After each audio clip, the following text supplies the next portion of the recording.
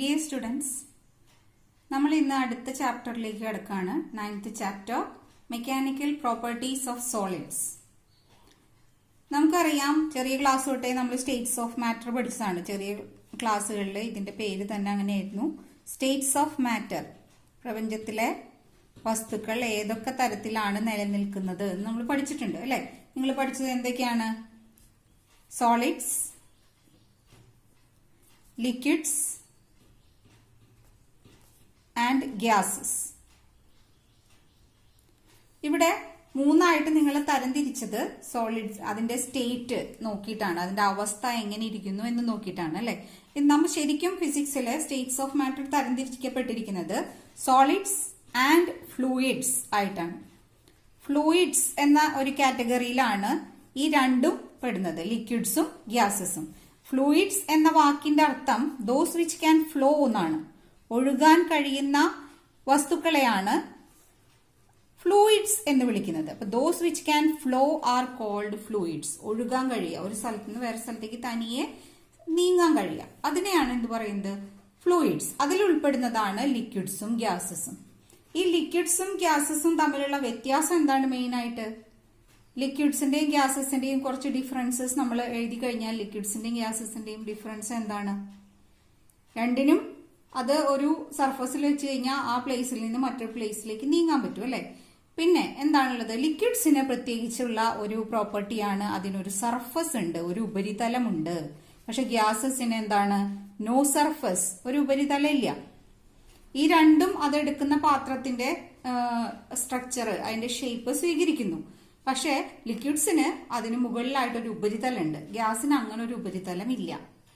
വേറൊരു വ്യത്യാസം എന്താണ്? Liquids are incompressible. കംപ്രസ് ചെയ്യാൻ പറ്റുക. കംപ്രസ് ചെയ്യാന്ന് പറഞ്ഞാൽ എന്താണ്? അമർത്തുക അല്ലെ?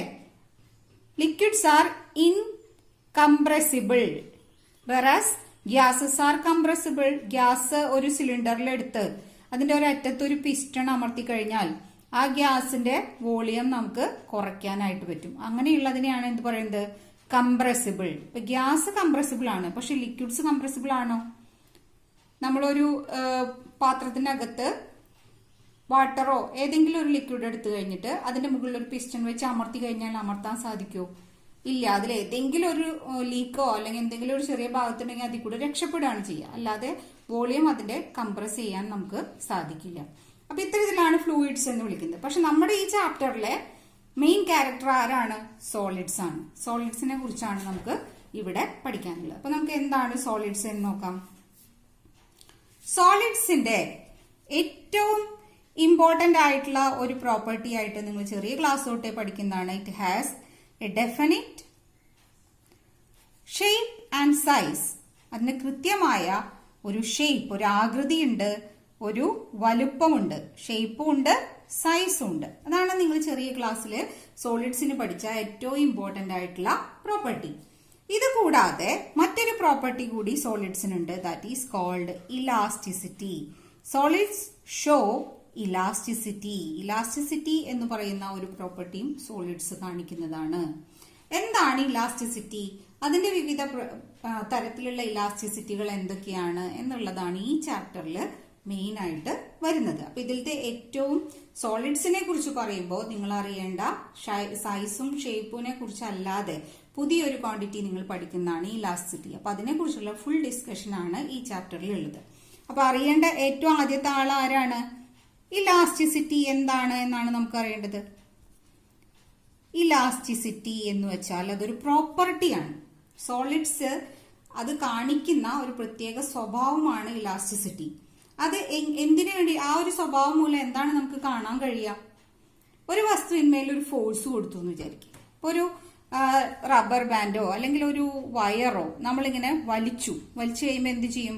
അതിങ്ങനെ ഇലോങ്ങേറ്റ് ചെയ്ത് വരും. ആദ്യം ഉണ്ടായിരുന്ന സൈസിൽ നിന്ന് അതിന്റെ നീളം കൂടി വരുന്നു അല്ലെ? അപ്പൊ നമ്മൾ വലിക്കുക എന്ന് പറഞ്ഞാൽ അവിടെ നമുക്ക് വലിക്കുന്നതിന് പകരം എന്ത് പറയാം? ഒരു ഭാരം തൂക്കിയിട്ടാലും മതി അല്ലെ? അപ്പൊ ഇവിടെ ഒരു ഫോഴ്സ് കൊടുത്തു, ഒരു അപ്ലൈഡ് ഫോഴ്സ് ഇവിടെ കൊടുത്തു. ആ ഫോഴ്സ് എന്താണ്? അതിന്റെ ഭാരം mg. അപ്പൊ ഫോഴ്സ് കൊടുക്കുമ്പോ ഈ ഇത്ര ഉണ്ടായിരുന്ന നീളം എന്ത് ചെയ്തു? ആദ്യം ഉണ്ടായിരുന്ന ലെങ്ത് ഇതാണ്. ഈ ലെങ്ത്തിൽ നിന്ന് അതിന്റെ നീളം കൂടി പുതിയൊരു ലെങ്ത് ആയി മാറി L'. അല്ലെ? ആ എൽ ഡാഷ് എന്ന് പറയുന്ന ലെങ്ത്തിൽ ഇത് കുറച്ചാൽ എത്രയുണ്ടോ അതാണ് ഈ ചേഞ്ച് ഇൻ ലെങ്ത് എന്ന് പറയുന്നത്. അപ്പൊ എൽ നമ്മൾ സ്മോൾ ലെറ്റർ ആയിട്ട് എടുക്കുകയാണ് എങ്കിൽ ആ ചേഞ്ച് ഇൻ ലെങ്ത് എന്ന് പറഞ്ഞാൽ എന്താണ്? ഡെൽറ്റ എൽ, അതായത് പുതിയ ലെങ്ത്തിൽ നിന്ന് പഴയ ലെങ്ത് കുറയ്ക്കുക. അപ്പൊ ഇവിടെ എന്ത് സംഭവിച്ചു? ആ വസ്തു ഈ ഒരു വെയിറ്റ് തൂക്കിയിട്ട് കഴിഞ്ഞപ്പോൾ കുറച്ച് നീളം കൂടി. അഥവാ നമ്മൾ ഈ വെയിറ്റ് മാറ്റാണെന്ന് വിചാരിക്കും, ഇനി ഇതിൽ ഇവിടെ വെയിറ്റ് വേണ്ട, എനിക്ക് ഇത് പഴയതുപോലെ മതി എന്ന് പറഞ്ഞിട്ട് ഇതിന്റെ മുകളിൽ നിന്ന് വെയിറ്റ് റിമൂവ് ചെയ്തു. റിമൂവ് ചെയ്തപ്പോൾ എന്ത് സംഭവിച്ചു? ഇതിന്റെ ഈ നീളം കൂട്ടാൻ കാരണമായത് ഈ വെയിറ്റ് ആയിരുന്നു. ആ വെയിറ്റ് മാറ്റിയപ്പോൾ പഴയ അവസ്ഥയിലേക്ക് പോകാൻ ശ്രമിക്കും. ആ പോകാൻ ശ്രമിക്കുന്നതിന്റെ ഭാഗമായിട്ട് അത് ചിലപ്പോൾ പഴയ ഷേപ്പ് റീഗെയിൻ ചെയ്യാം, പഴയ അതേ നീളത്തിലേക്ക് എത്താം, അല്ലെങ്കിൽ അതിൽ നിന്ന് കുറച്ച് നീളം മാത്രം അത് തിരിച്ചു കിട്ടും, ബാക്കി അതുപോലെ തന്നെ നീണ്ടു തന്നെ ഇരിക്കും.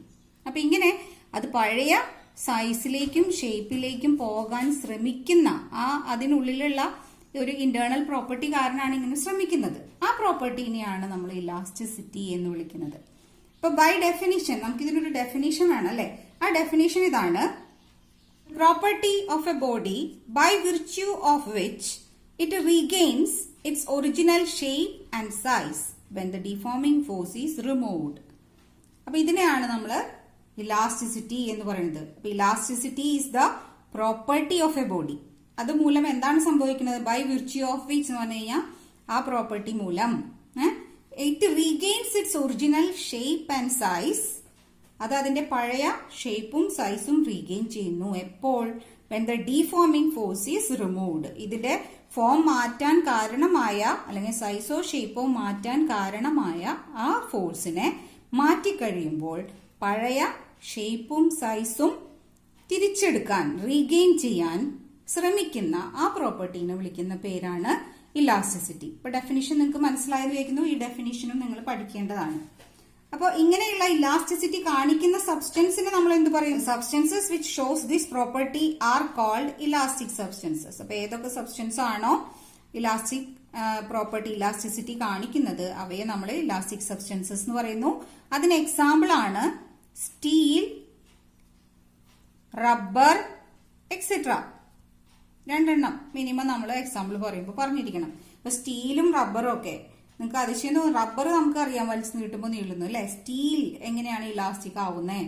നമുക്ക് വഴിയെ ഡിസ്കസ് ചെയ്യാം. സ്റ്റീലാണ് ഇതിൽ വെച്ചിട്ട് റബ്ബറിനേക്കാൾ ഇലാസ്റ്റിക് സ്റ്റീലാണെന്ന് നിങ്ങൾക്ക് പോകെ പോകെ മനസ്സിലാവും കേട്ടോ. അപ്പൊ ഇതില് നമുക്ക് അടുത്ത ഈ ഒരു ഇലാസ്റ്റിക് പ്രോപ്പർട്ടി ഡിഫൈൻ ചെയ്യാനായിട്ട് അല്ലെങ്കിൽ എങ്ങനെയാണ് ഒരു വസ്തുവിന് ഇലാസ്റ്റിക് പ്രോപ്പർട്ടി ഉണ്ടാകുന്നത് എന്ന് മനസ്സിലാവാൻ നമുക്ക് ഉപയോഗിക്കാവുന്ന ഒരു തിയറിയാണ് inter molecular or inter atomic theory.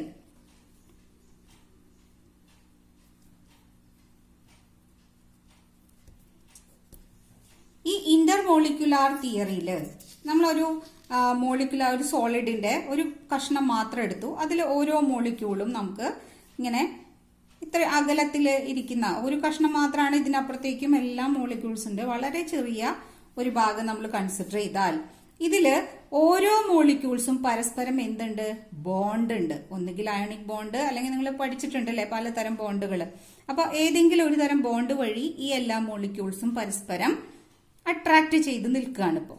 അപ്പോൾ ഇവിടെ ഈ മോളിക്യൂളിന് ഇതിനും ഇടയ്ക്ക് ഉള്ള ഈ ബോണ്ടിനെ നമുക്കൊരു സ്പ്രിംഗ് ആയിട്ട് സങ്കല്പിക്കാം. ഇതൊരു സങ്കല്പം മാത്രമാണ്, ശരിക്കും ഇങ്ങനെ സ്പ്രിങ്ങുകളൊന്നുമില്ല. പക്ഷെ നിങ്ങൾക്ക് ഇതിന്റെ ഇലാസ്റ്റിക് പ്രോപ്പർട്ടി മനസ്സിലാക്കാൻ വേണ്ടിയിട്ട് ഇതുപോലെ ഒന്ന് സങ്കല്പിച്ചാൽ വളരെ എളുപ്പമായിരിക്കും. അപ്പൊ എല്ലാ മോളിക്യൂൾസും തമ്മിലുള്ള ഈ ബോണ്ടുകളെ നമുക്ക് സ്പ്രിംഗ് ആയിട്ട്, ബോണ്ട് എന്താണ് ഉണ്ടാക്കുന്നത്? ഇതിനിടയിൽ ഒരു ഫോഴ്സ് ഉണ്ടാക്കുന്നു അല്ലെ? അപ്പൊ ആ ഫോഴ്സുകളെ ഇങ്ങനെ ഒരു സ്പ്രിംഗ് ആയിട്ട് കണക്കാക്കാം.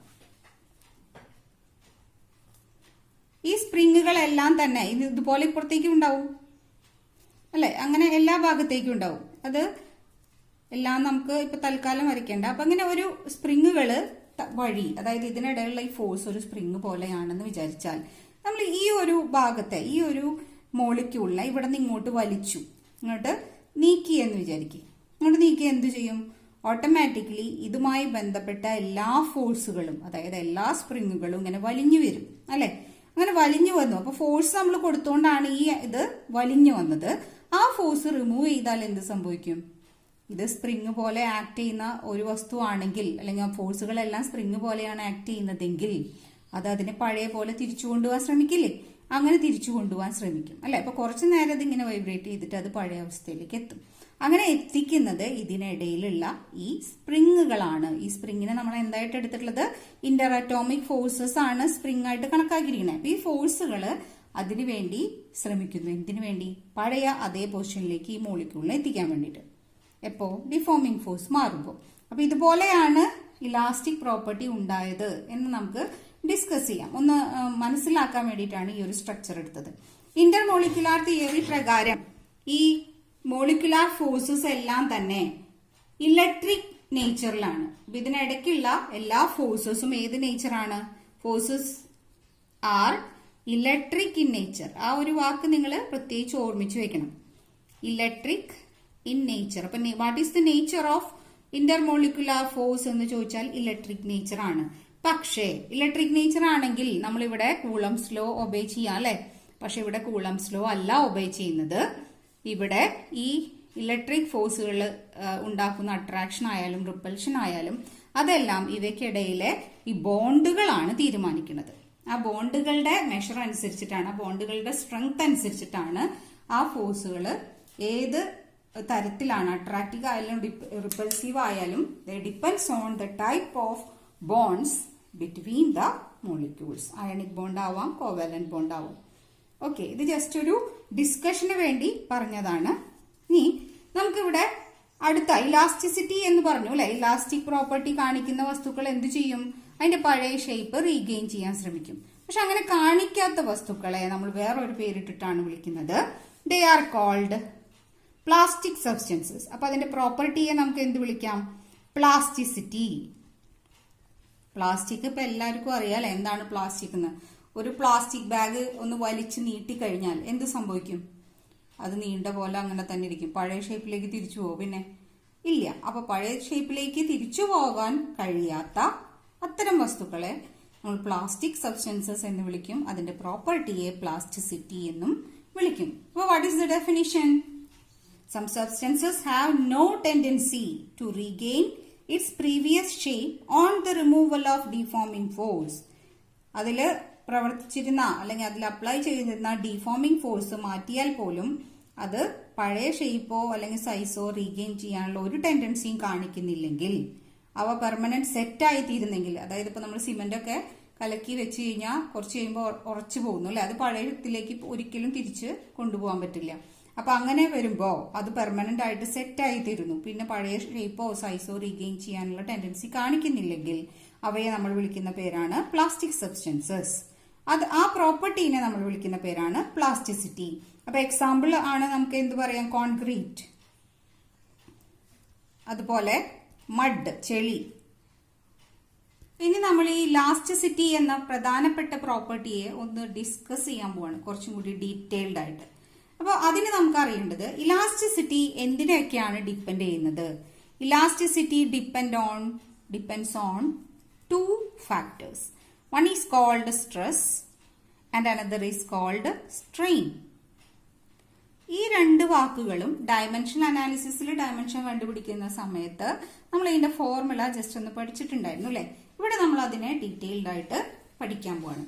അപ്പൊ എന്താണ് സ്ട്രെസ്, എന്താണ് strain? What is stress?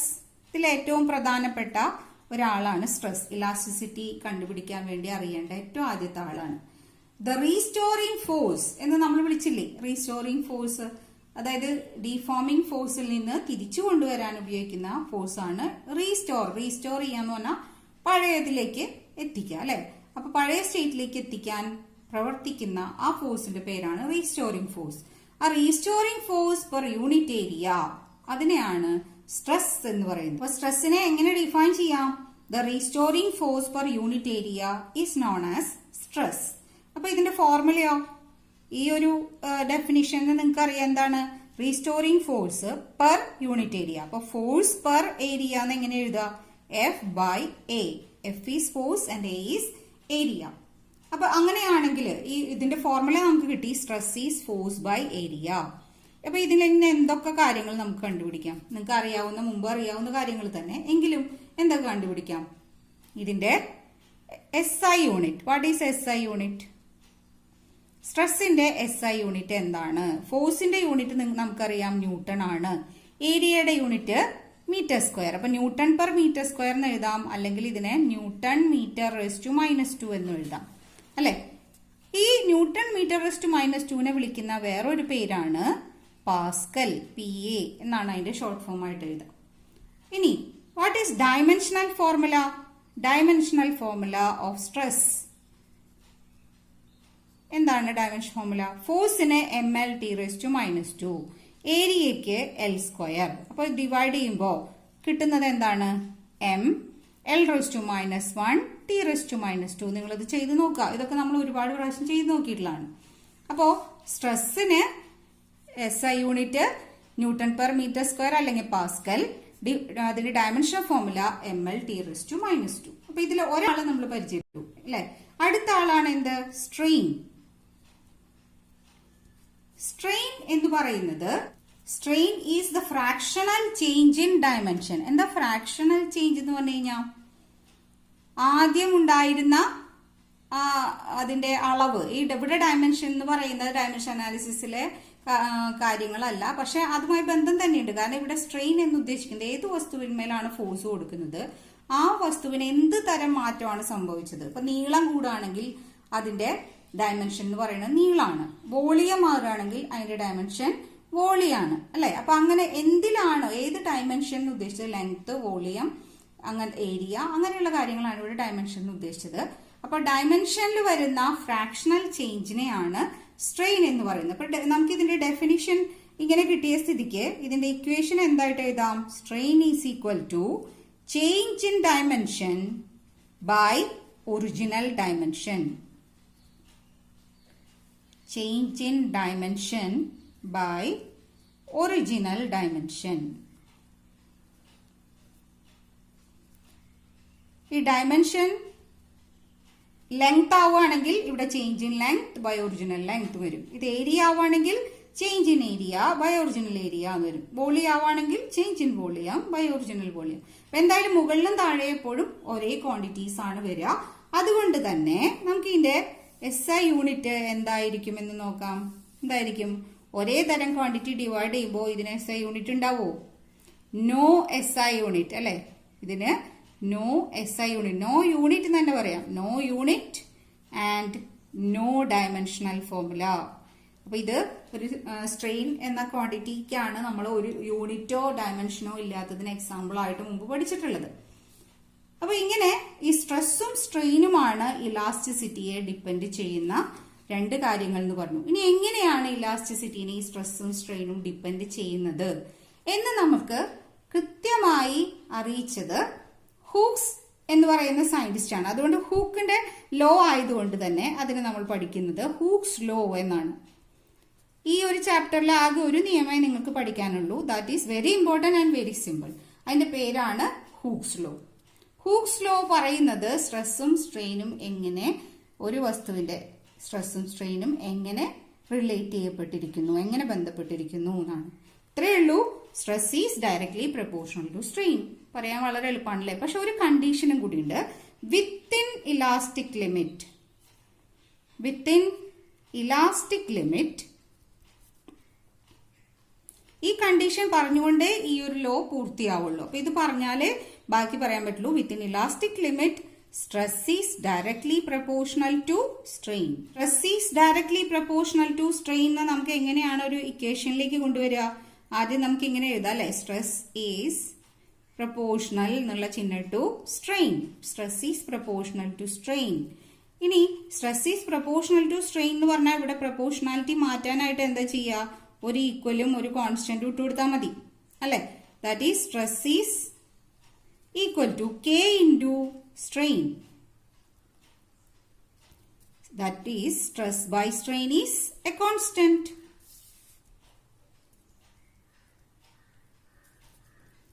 K എന്ന് പറയുന്നത് എന്താണ്? ഒരു കോൺസ്റ്റന്റ് ആണ്. ഇത് പ്രൊപ്പോർഷണൽ മാറ്റാനായിട്ടുള്ള ഒരു കോൺസ്റ്റന്റ് ആണ് അല്ലെ. ഈ പ്രൊപ്പോർഷണാലിറ്റി കോൺസ്റ്റന്റിന്റെ പേരാണ്. ഇപ്പൊ stress is proportional to strain എന്നിൽ നിന്ന് നമുക്ക് കിട്ടിയ ഇക്വേഷൻ എന്താണ്? Stress by strain is equal to a constant and this proportionality constant K is called modulus of elasticity. വളരെ പ്രധാനപ്പെട്ട ഒരു ടേമാണിത്, മോഡുലസ് ഓഫ് ഇലാസ്റ്റിസിറ്റി. പലപ്പോഴും നമ്മൾ പ്രപ്പോർഷൻ മാറ്റി ഈക്വലും ഒരു കോൺസ്റ്റന്റ് ഇട്ടിട്ടുണ്ട് അല്ലെ. ഇവിടെ ഈ പ്രപ്പോർഷണാലിറ്റി കോൺസ്റ്റന്റ് പേരാണ് മോഡുലസ് ഓഫ് ഇലാസ്റ്റിസിറ്റി. അപ്പൊ സ്ട്രെസ്സിന്റെയും സ്ട്രെയിന്റെയും നേച്ചർ മാറുന്നതിനനുസരിച്ച് നമുക്ക് പലതരത്തിലുള്ള മോഡുലസ് ഓഫ് ഇലാസ്റ്റിസിറ്റി നമുക്ക് ലഭിക്കും. അപ്പോ ഇപ്പൊ നമ്മൾ എന്തൊക്കെയാണ് പഠിച്ചത്? എന്താണ് ആദ്യം പഠിച്ചത്? സോളിഡ്സ്, സ്റ്റേറ്റ്സ് ഓഫ് മാറ്ററിനെ നമുക്ക് സോളിഡ്സ്, ലിക്വിഡ്സ്, ഫ്ലൂയിഡ്സ് എന്നല്ല തരംതിരിക്കുന്നത് എങ്ങനെയാണ്? സോളിഡ്സ് ആൻഡ് ഫ്ലൂയിഡ്സ് ആയിട്ടാണ്. Fluids are those which can flow. അത് നമ്മൾ അടുത്ത ചാപ്റ്റർ ആയിട്ട് പഠിക്കും. ഇപ്പൊ നമ്മൾ സോളിഡ്സിനെ കുറിച്ചിട്ടാണ് ഈ ചാപ്റ്ററിൽ ഡിസ്കസ് ചെയ്യുന്നത്. അവിടെ നമ്മൾ ആദ്യം പഠിച്ചത് എന്താണ്? സോളിഡ്സിന്റെ പ്രോപ്പർട്ടി, ഇന്റർമോളിക്കുലാർ ഡിസ്റ്റൻസ് വെച്ചിട്ട്, ഇന്റർമോളിക്കുലാർ അട്രാക്ഷൻസ് വെച്ചിട്ട് ഡിസ്കസ് ചെയ്യുകയാണെങ്കിൽ കണ്ടത് എന്താണ്? It is electric in nature അല്ലെ. പിന്നെ സോളിഡ്സിന്റെ ഏറ്റവും പ്രധാനപ്പെട്ട ഒരു പ്രോപ്പർട്ടിയായ ഇലാസ്റ്റിസിറ്റിയാണ് ഇതിൽ കൂടുതൽ നമ്മൾ ഡിസ്കസ് ചെയ്യുന്നത്. Elasticity is the property by virtue of which it regains its original shape or size when the deforming force is removed. അതിന്റെ നേരെ ഓപ്പോസിറ്റ് പ്രോപ്പർട്ടിയാണ് പ്ലാസ്റ്റിസിറ്റി. രണ്ടിനും എക്സാമ്പിൾസ്. പിന്നെ ഇലാസ്റ്റിസിറ്റി ഡിപ്പെൻഡ് ചെയ്യുന്ന സ്ട്രെസ്സും സ്ട്രെയിനും, പിന്നെ ആ ഇലാസ്റ്റിസിറ്റിനെ ഡിപ്പെൻഡ് ചെയ്യുന്ന സ്ട്രെസ്സിനെയും സ്ട്രെയിനെയും എങ്ങനെയാണ് ആ ഡിപ്പെൻഡൻസി വന്നത് എന്ന് പറയുന്ന ഹൂക്സ് ലോയിൽ പറഞ്ഞത്. Hooke's law is very important. With an elastic limit, stress is proportional to strain. അപ്പോൾ stress by strain is a constant എന്ന് കിട്ടുന്നു. ആ കോൺസ്റ്റന്റിനെ നമ്മൾ ഒരു പേര് കൊടുക്കുന്നു, that is modulus of elasticity. അപ്പൊ ഇത്രയും വളരെ ഈസിയാണ്, നന്നായിട്ട് പഠിക്കുക.